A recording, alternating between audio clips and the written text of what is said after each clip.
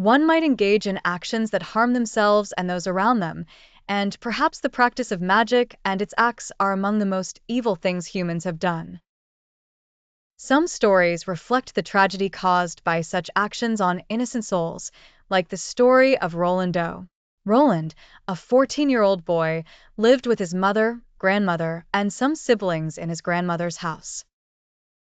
His grandmother had a private room into which no family member was allowed. This restriction held until 1949, when the grandmother passed away, sending the family's life into a downward spiral. The family discovered that she had been a witch practicing the black arts and had been involved in summoning spirits. This discovery didn't come easily.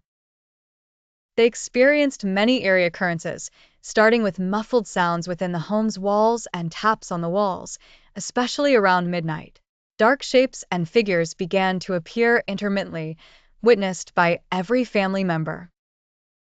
Not long after, strange marks resembling lipstick burns began to appear on Roland's body.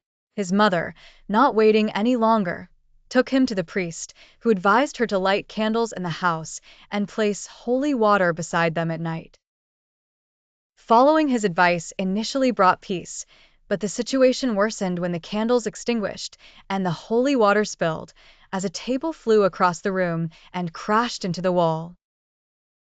The household furniture began moving on its own, and Roland was haunted wherever he went.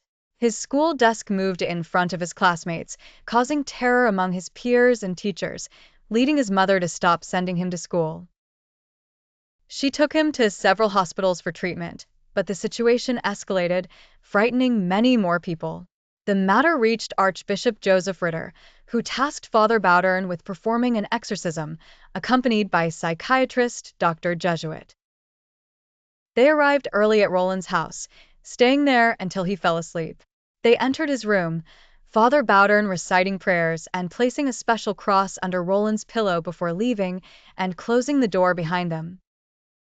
Minutes later, strange noises emanated from Roland's room. 5 family members accompanied Father Bowdern to the room, where they found the furniture moving erratically and the cross fallen from under the pillow. Roland began uttering profanities in both English and Latin. Father Bowdern visited Roland daily, reciting prayers beside him after restraining him. Though the process took considerable time, it yielded good results.